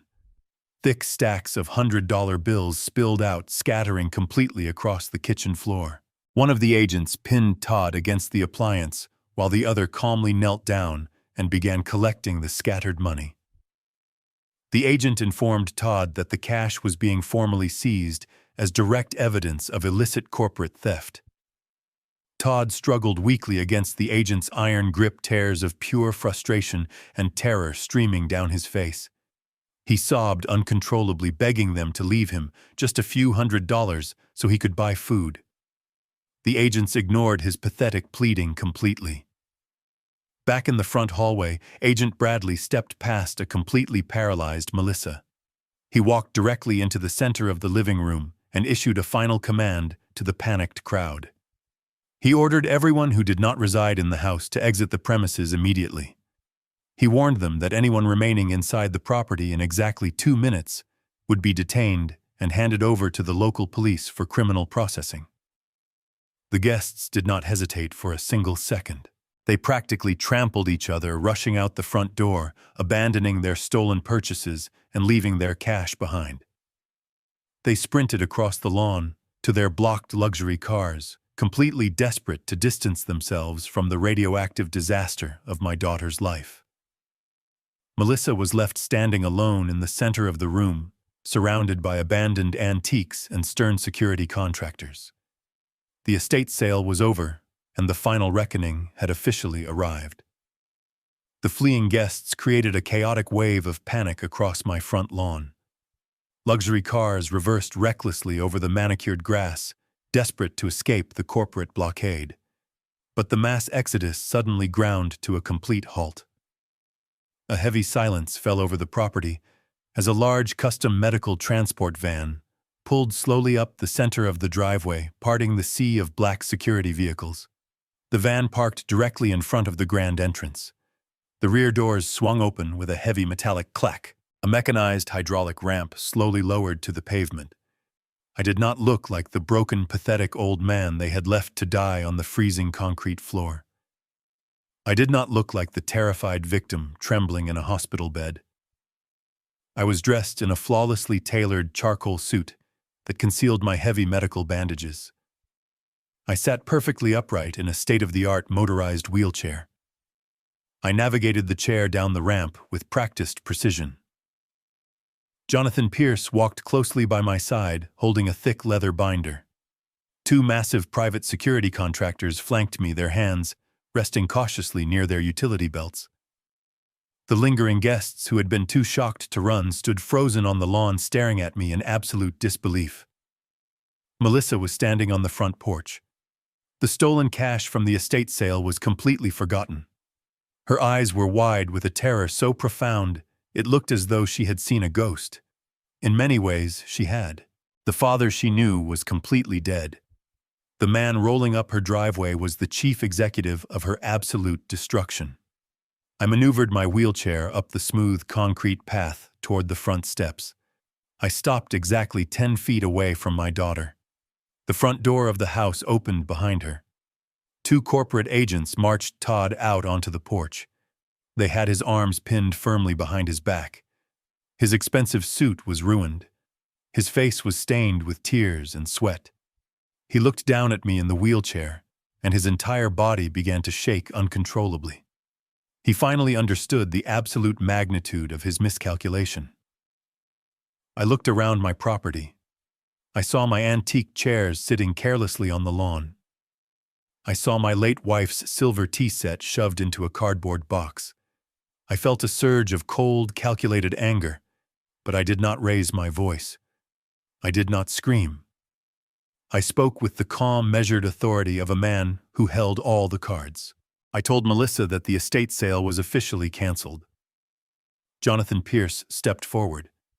He opened the leather binder and pulled out a stack of heavily stamped legal documents. He handed them to me. I held up the thick packet of papers so Melissa and Todd could clearly see the golden seals of the state court. I told them these were not the fake downloaded forms they had forced me to sign in the hospital. I explained that I was holding an immediate court-ordered eviction notice for the property they were currently trespassing on. Furthermore, I held the fully executed asset seizure warrants for Vanguard Horizon Ventures. I looked directly into Todd's bloodshot eyes. I told him I had already liquidated his corporate accounts. I told him his software servers were physically seized and his building access was permanently revoked.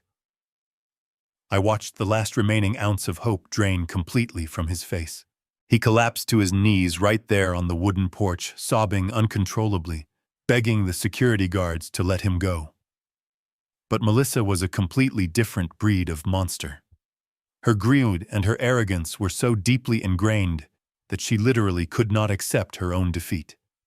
Even surrounded by a private army facing absolute financial ruin, she refused to surrender. She looked at the lingering crowd of wealthy neighbors and country club gossips who were watching the scene unfold from the edge of the lawn. She saw an audience and she immediately went to work. She forced a look of absolute hysterical heartbreak onto her face. She burst into violent theatrical tears. She took a step toward my wheelchair, reaching her hands out, as if she wanted to embrace me. The security contractors instantly stepped in front of me, forming a solid wall of muscle completely blocking her path. Melissa stopped and dramatically buried her face in her hands. She wailed loudly, projecting her voice so the entire neighborhood could hear. She cried out that I was having a severe mental breakdown. She shouted to the crowd that I was a deeply sick, senile old man who had escaped from a psychiatric ward. She claimed that the medications had completely destroyed my mind and that I had hired these fake security guards in a fit of paranoid dementia. She pointed a trembling finger at Jonathan Pierce. She accused him of being a corrupt, predatory lawyer who was taking advantage of a mentally incompetent senior citizen. She screamed that she was my legal guardian, and she demanded that someone call the real police to have me safely returned to the hospital before I hurt myself. She played the victim with such absolute terrifying conviction that a few of the lingering neighbors actually began to murmur in sympathy. They looked at me in the wheelchair and wondered if the beautiful crying daughter was telling the truth. She looked at me through her fake tears. She dropped her voice to a harsh, venomous whisper that only I could hear. She told me I was completely pathetic. She said no judge in the world would believe a crazy old man over a devoted daughter. She promised me that the moment the real authorities arrived, she would have me locked in a padded cell for the rest of my miserable life. She still thought she could outsmart me with a few fake tears and a loud voice. I did not interrupt her performance. I let her spin her web of lies. I let her dig her grave as deep as she possibly could. I looked at her with a mixture of profound pity and absolute disgust. I told her that she was an incredible actress. I commended her ability to look a crowd of people in the eye and lie without a single shred of hesitation. But I explained that her performance had one fatal flaw. I told her that in the modern world, words were cheap, but high-definition digital data was absolutely priceless. I reached into the side pocket of my wheelchair and pulled out a sleek silver tablet. I tapped the screen and connected the device directly to the central smart home hub that controlled the massive wireless speakers installed throughout the entire property. I had personally purchased and installed that sound system years ago to listen to jazz music on the patio. Now it was going to serve a much darker purpose.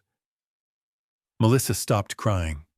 She looked at the tablet in my hand, and a new, very real kind of terror finally began to creep into her eyes.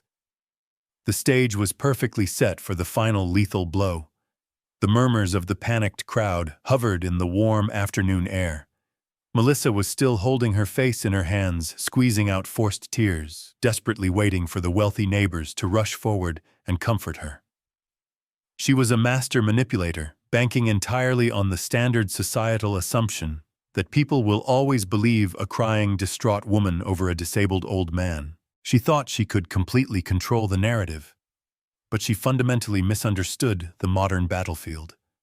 We were no longer fighting in the subjective realm of emotion and public opinion.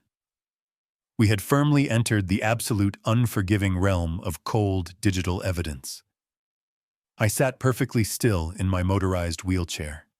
I looked down at the sleek silver tablet resting securely on my lap.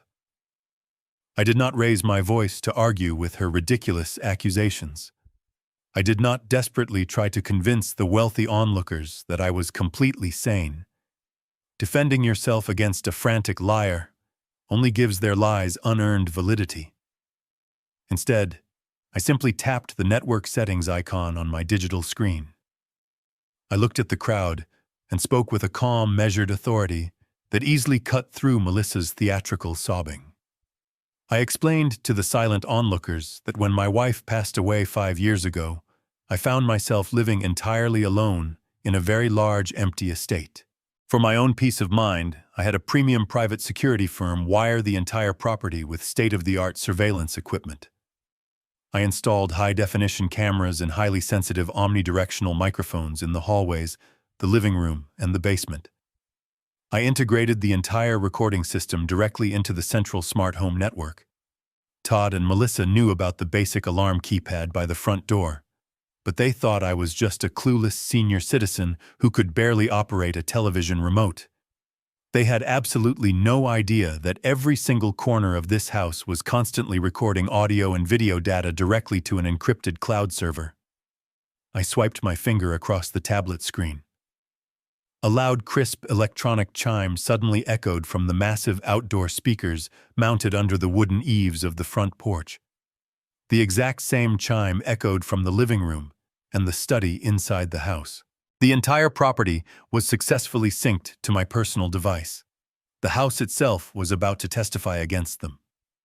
When Melissa heard that Bluetooth connection chime, her fake sobbing stopped instantly. She dropped her hands from her face. Her perfectly manicured fingers began trembling violently. She stared at the outdoor speakers, then slowly turned her head to look directly at me. The sociopathic mask of the victim so completely shattered, revealing the absolute naked terror hiding underneath. She suddenly realized what device I was holding. She realized that the basement stairwell was not a silent, unrecorded tomb. I looked directly at the crowd of wealthy neighbors. I told them that my daughter just stood on this porch and claimed I was a senile man suffering from severe delusions. I told them she just swore she was a devoted, loving caregiver, simply trying to protect her sick father. I asked the crowd to listen very closely to the absolute truth. I told them they were about to hear exactly what happened on Thursday afternoon, just minutes before Melissa and Todd left for a luxury anniversary vacation in Napa Valley. I pressed the play button on the glass screen. For a brief second, there was only the faint static of ambient room noise.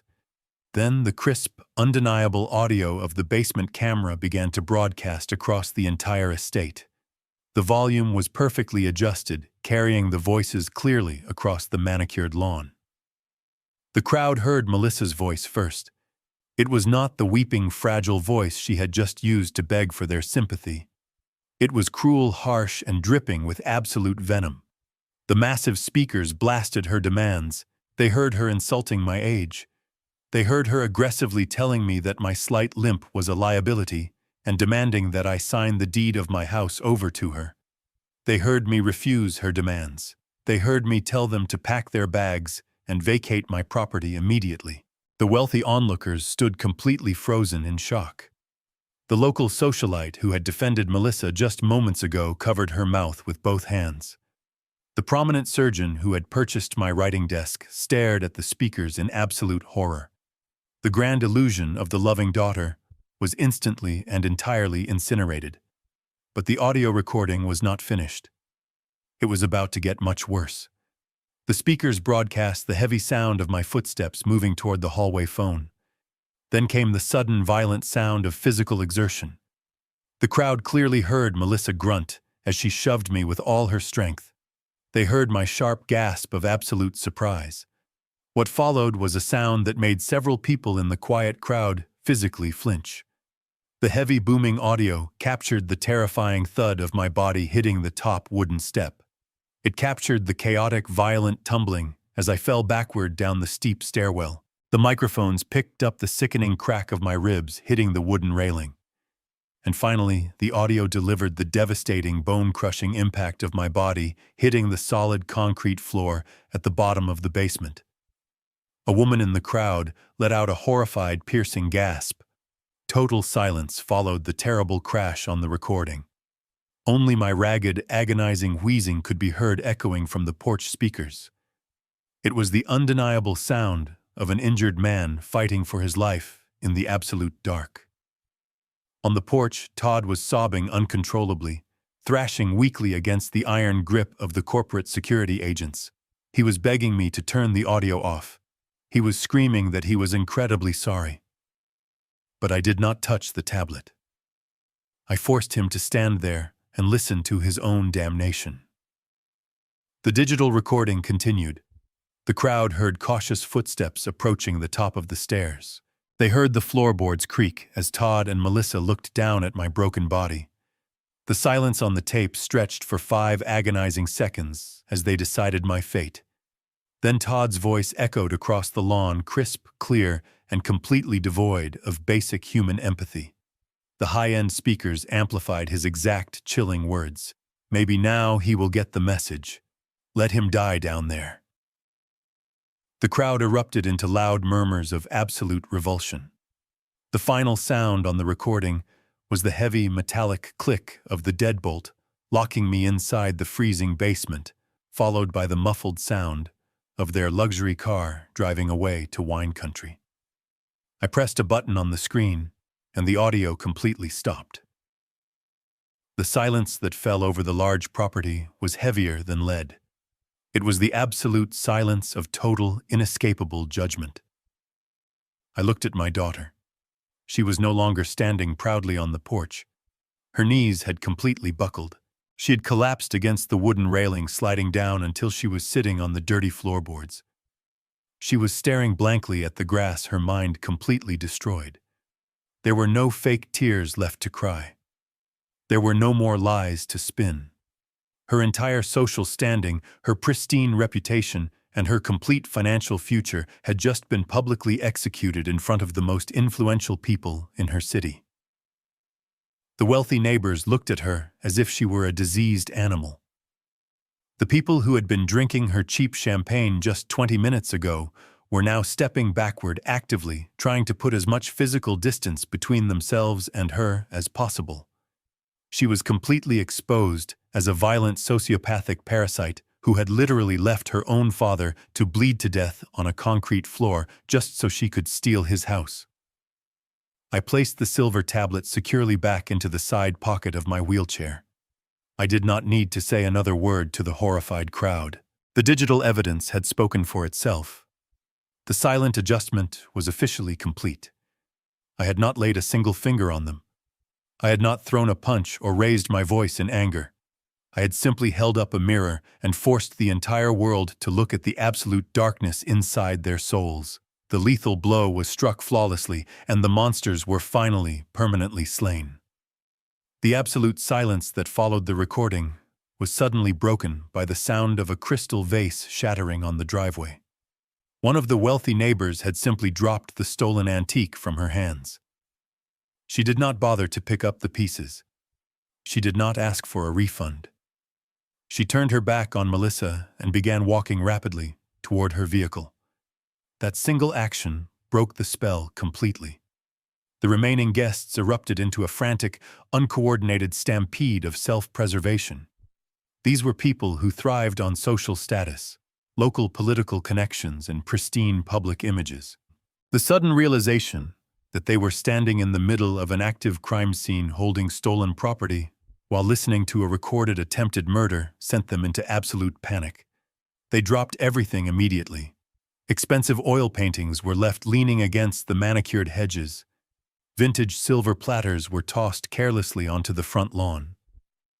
The wealthy socialites and prominent businessmen practically tripped over each other to get as far away from my daughter as possible. They did not say a single word of comfort to Melissa. They treated her like she was highly contagious. The private corporate security agents stepped aside, creating a clear path for the fleeing guests, but they kept a sharp eye on the abandoned merchandise. The agents did not stop anyone from leaving the property, but they ensured that not a single piece of my legacy left the estate. I sat in my wheelchair and watched the grand illusion of my daughter's social life evaporate into thin air. For 3 years, she had built her entire identity around impressing these superficial people. She had bought their friendship with my money. She had hosted their lavish parties using my credit cards. She had desperately craved their validation.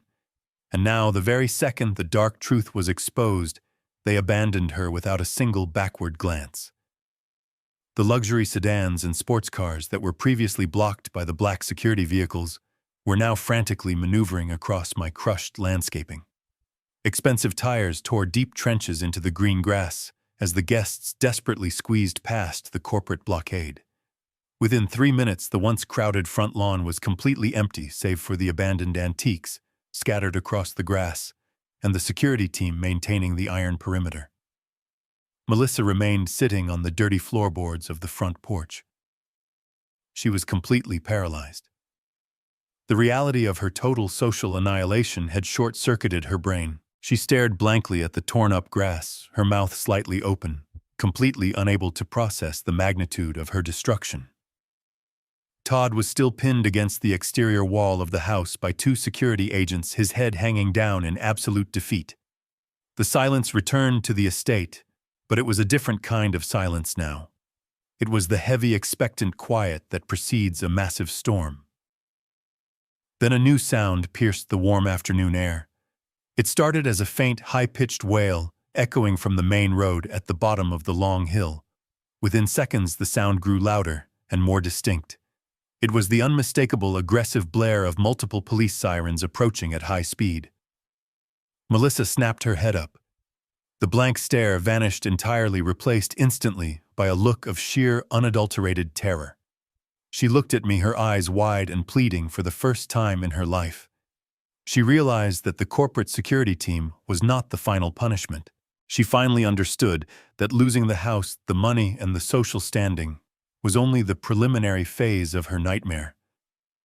The sirens were growing exponentially louder, bouncing off the surrounding trees and echoing across the large property with terrifying clarity. Todd began to thrash violently against the grip of the security agents. He screamed that he could not go to state prison. He sobbed uncontrollably, begging me to call the authorities off.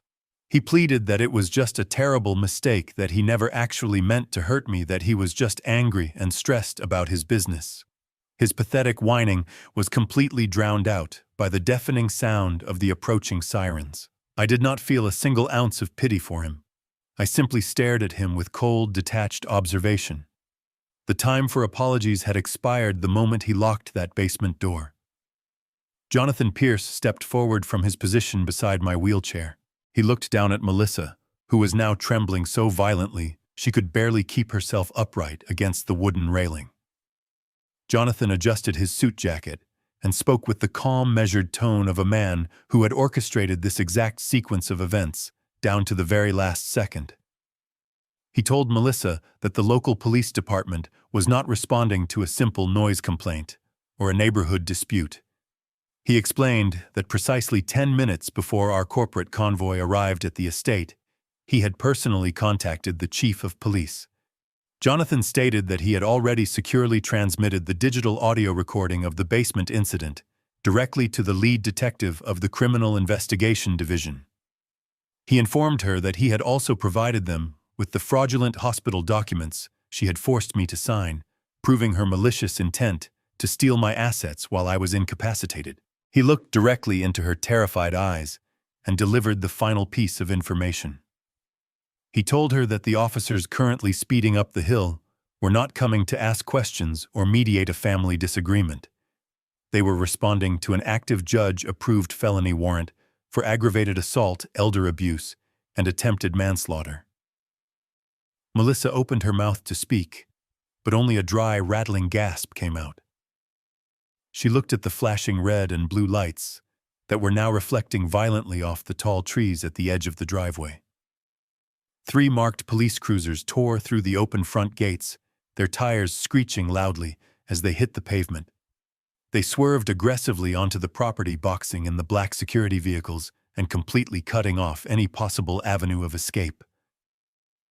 The trap was fully closed. The financial empire had been dismantled. The stolen property had been recovered. The social standing had been completely obliterated. Now the final phase of the silent adjustment was stepping out of those police cruisers to collect the physical debt. I rested my hands calmly on the armrests of my wheelchair, perfectly positioned to watch my daughter face the absolute consequences of her own monstrous greed. 4 uniformed officers stepped out of the black and white police cruisers. They moved with absolute terrifying authority, their hands resting securely on their heavy duty belts. Behind them, an unmarked gray sedan pulled up and parked on the crushed grass of my front lawn.